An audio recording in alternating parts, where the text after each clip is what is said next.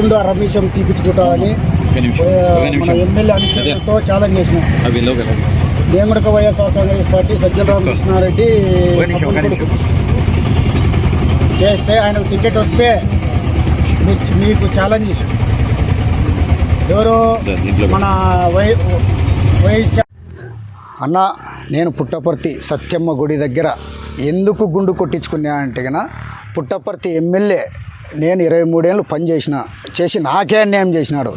నా లాంటి వాళ్ళ కార్యకర్తలకు మొత్తం కాన్స్టిట్యున్సీ వ్యాప్తంగా చాలా అన్యాయం అన్నాడు. కానీ నేను బయట పడిన వాళ్ళు కొన్ని వేల మంది ఉన్నారు. నేను ఎందుకు గుండు కొట్టించుకున్నా అంటే కన్నా పుట్టపర్తి ఎమ్మెల్యే అనుచరుల దగ్గర నేను ఛాలెంజ్ చేసిన. నేను మీ సార్కు టికెట్ వస్తే అరగుండు అరమీషం తీపించుకుంటా అని. అందుకు ఈరోజు ఛాలెంజ్ చేసిన. నా లాంటి గుండు కొట్టించుకునే వాళ్ళు కొన్ని లక్షల మంది కాదు, కొన్ని వేల మంది ఉంటారు, కొన్ని వేల మంది లక్షల మంది ఉంటారు. ఎందుకుంటారంటే కన్నా ఆయనకు ఓట్లేసి గెలిపిస్తే ఖచ్చితంగా నా పరిస్థితి వస్తుంది. ఇంతకన్నా నేను చెప్పలేను.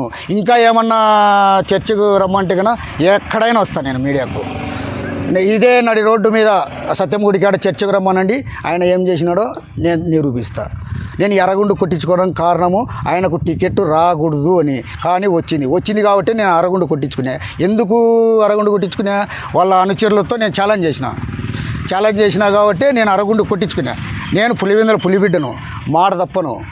అందుకు కాబట్టే నేను అరగుండు కొట్టించుకున్నా. ఎందుకంటే రేపు పొద్దునేడి ఇదే ఎమ్మెల్యే అనుచరులు ఎదురైతే నువ్వేం ఆ రోజు మాట్లాడినావు, అది ఇది మీరంతా ఇంతేనంటారు.